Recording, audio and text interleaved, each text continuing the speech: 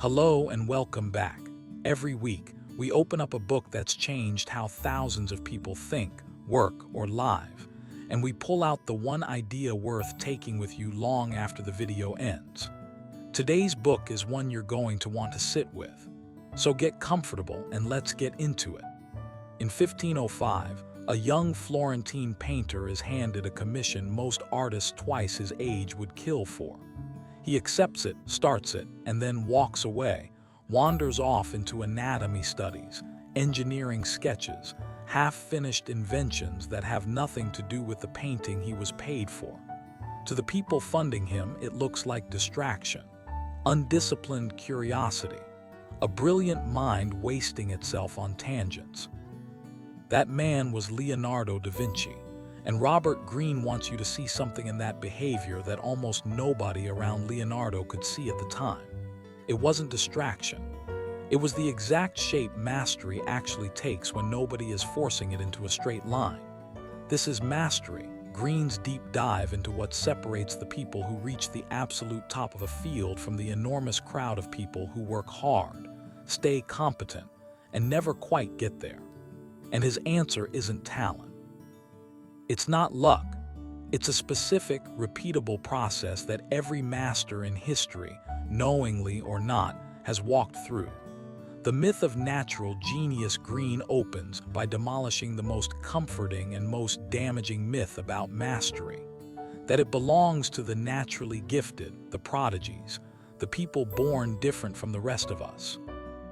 He walks through the early lives of figures we now consider untouchable geniuses, and finds, again and again, not effortless brilliance but years of unglamorous, obsessive, often painful immersion that happened long before the world noticed anything special. The uncomfortable implication is this: if mastery were purely a matter of inborn talent, the story would end there, and there'd be nothing to learn from it.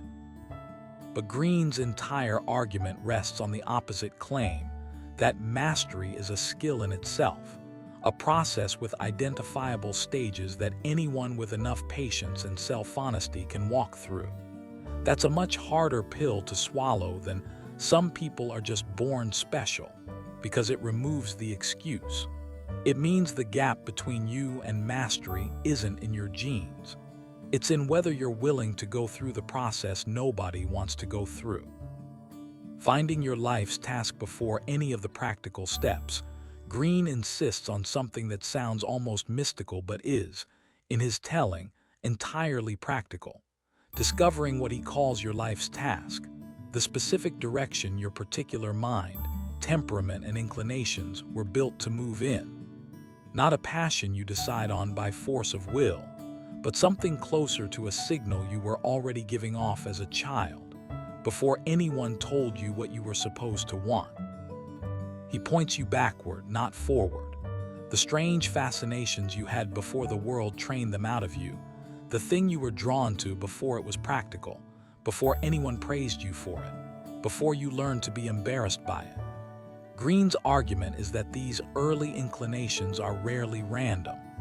They're closer to a signature, and most people spend their 20s and 30s chasing status, money, or their parents' approval instead of listening to a signal that was already there. This is why so many successful-looking people report feeling hollow despite external achievement. They climbed a mountain, just not the one that was theirs. Greene's first real instruction, then, isn't a technique. It's a demand for honesty. Stop optimizing for what looks impressive and go find the specific thing your mind was actually built to obsess over. Phase 1. The ideal apprenticeship. Once you've located that direction, Greene walks you into the first true phase of mastery, what he calls the ideal apprenticeship. This is where nearly everyone gets impatient, and where nearly everyone who eventually reaches mastery had to learn to stop being impatient. He breaks this phase into 3 overlapping skills. First, deep observation, watching how the field actually works before trying to change it, absorbing the unspoken rules, the rhythms, the reasons things are done the way they're done. rather than assuming your fresh outside perspective is automatically an improvement. Most beginners want to skip this. They want to innovate before they've even finished learning what already exists, and Greene treats that impatience as the single most common way promising careers stall out early. Second, skill acquisition through the humbling, repetitive work of practice, not casual practice, but what Greene, drawing on research into expert performance, calls deep practice, deliberately pushing to the edge of your current ability again and again, rather than comfortably repeating what you already do well. This is the part of mastery nobody romanticizes because it isn't romantic. It's thousands of unglamorous hours, most of them unwitnessed, most of them not particularly enjoyable in the moment. Third, experimentation. Once the fundamentals are genuinely internalized, beginning to test, adjust, and personalize what you've learned rather than simply repeating it. Greene is careful here. Experimentation, too, early produces the arrogant amateur who thinks they've found a shortcut.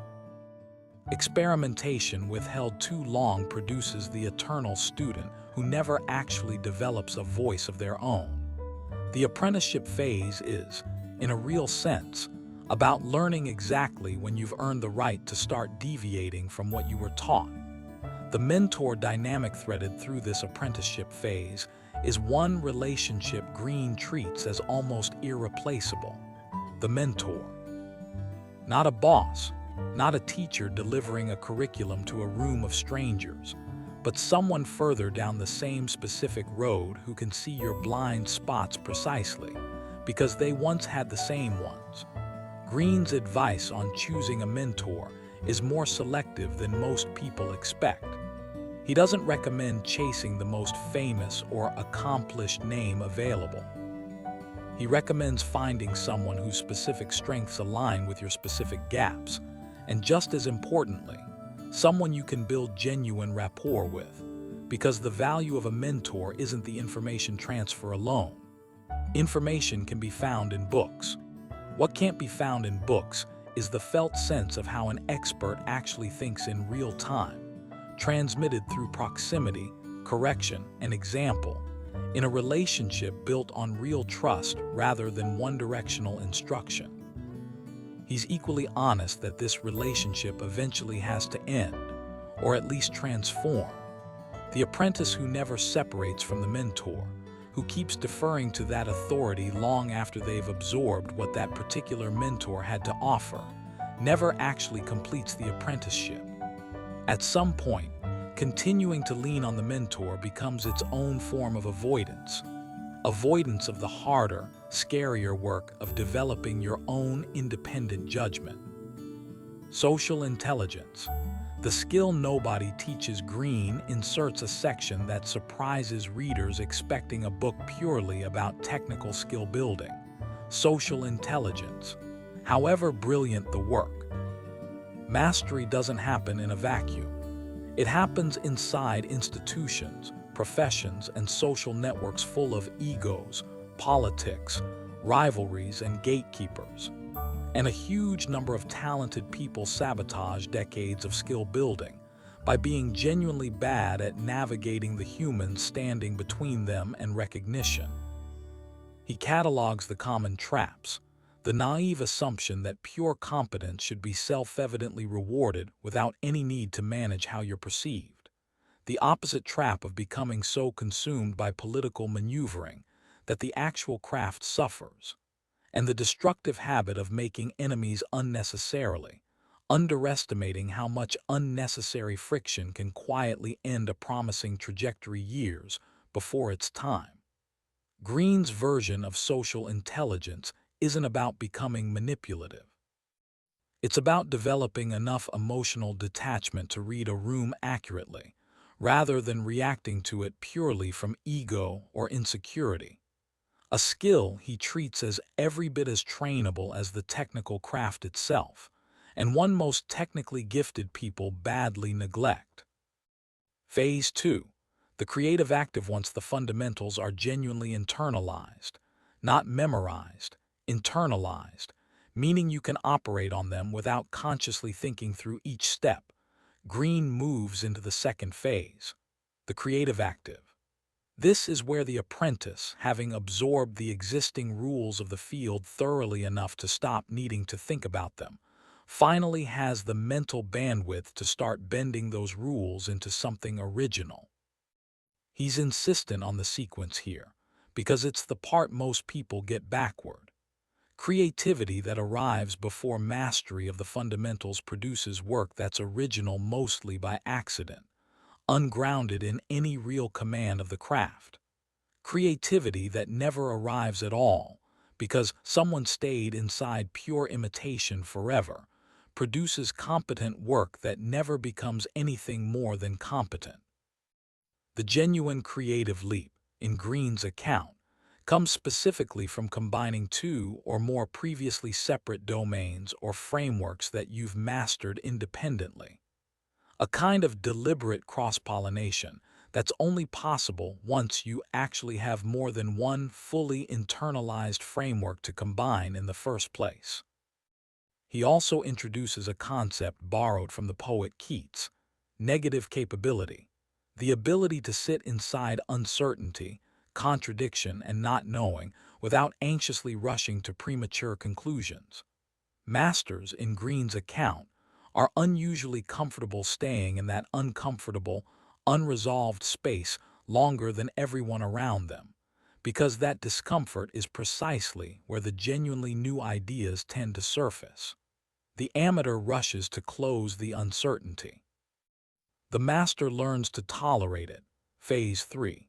Mastery itself, intuition as a trained skill. The final phase is the one the book is named for, and Greene is careful to strip it of any mystical shine.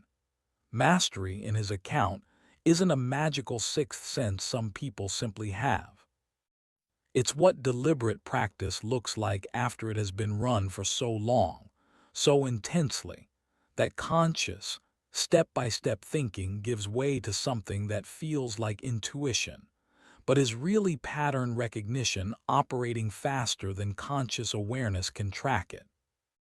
He points to chess grandmasters who can glance at a board and immediately sense the right move, not because they're calculating faster than a beginner, but because tens of thousands of hours of prior pattern exposure have compressed what used to require deliberate calculation into something that now simply feels obvious. That felt obviousness is the destination the entire apprenticeship and creative active phases were quietly building toward the whole time. What looks from the outside like effortless genius is, from the inside, the compressed residue of an enormous, mostly invisible amount of prior deliberate work. Greene closes this section with a warning as much as a celebration. Mastery achieved is not mastery that stays static. The masters who plateau and decline are almost always the ones who stopped pushing to the edge of their ability once comfort set in. The ones who sustain mastery across a lifetime are the ones who kept treating even their mastery as another apprenticeship, perpetually finding the next edge to push against, rather than settling permanently into what already works. A full walkthrough. How the framework actually applies. Picture someone mid-career, genuinely skilled at their job, respected by colleagues, and completely stuck, promotions passing them by. Work that used to feel exciting now feeling like maintenance. Running this through Greene's framework rather than through generic career advice looks different.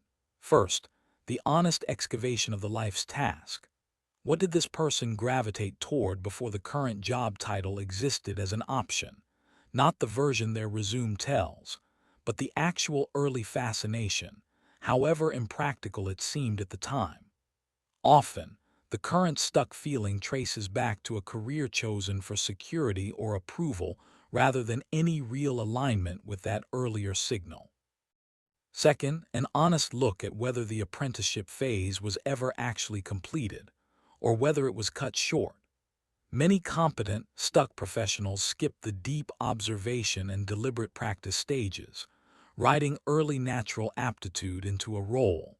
then plateauing the moment that early aptitude stopped being enough on its own, never having built the deeper, harder-won foundation mastery actually requires. Third, a look at social intelligence, whether unnecessary friction, disengagement from institutional politics, or an over-reliance on pure competence to speak for itself, has quietly capped this person's trajectory regardless of actual skill. And finally, whether comfort has replaced deliberate practice, whether the daily work still pushes to the edge of current ability, or has quietly settled into safe repetition of what's already comfortable. Greene's framework doesn't hand this person a new job title.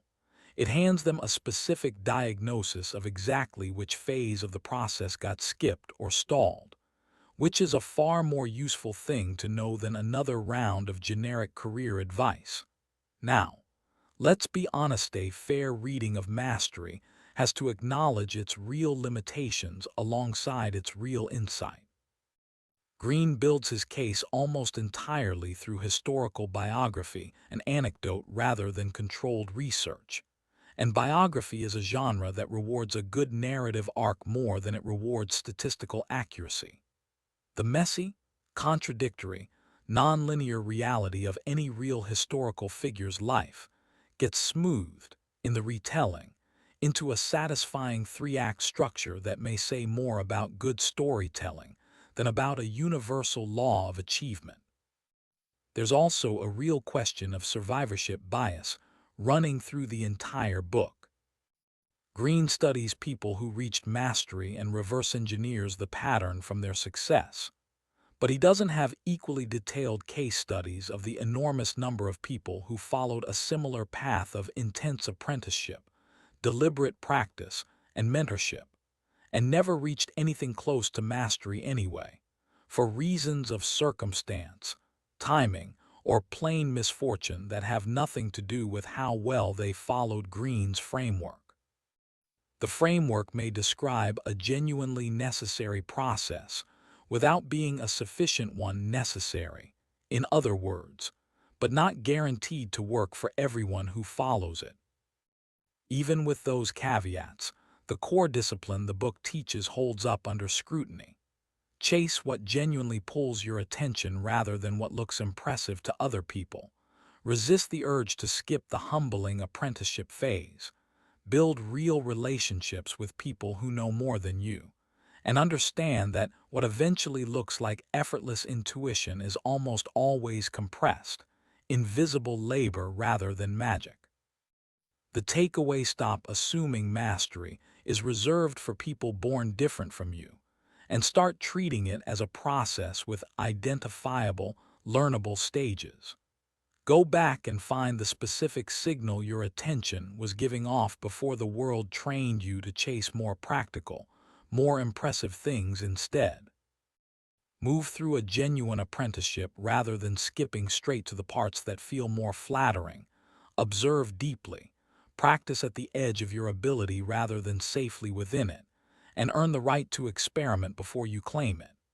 Choose mentors deliberately, and be willing to eventually outgrow them. Take social intelligence as seriously as technical skill, because brilliant work sabotaged by unnecessary friction never gets the chance to matter. And once real command finally arrives, keep treating it as another apprenticeship rather than a finish line, because the moment mastery stops pushing against its own edges is the moment it starts quietly eroding. That young Florentine painter wandering off into anatomy sketches wasn't wasting his gift. He was doing exactly what mastery actually requires, and almost nobody around him could recognize in the moment, following a process too slow, too unglamorous, and too unconcerned with looking impressive for anyone watching from the outside to understand it as anything other than a genius simply being strange. History eventually understood what his patrons couldn't. The process was the whole point.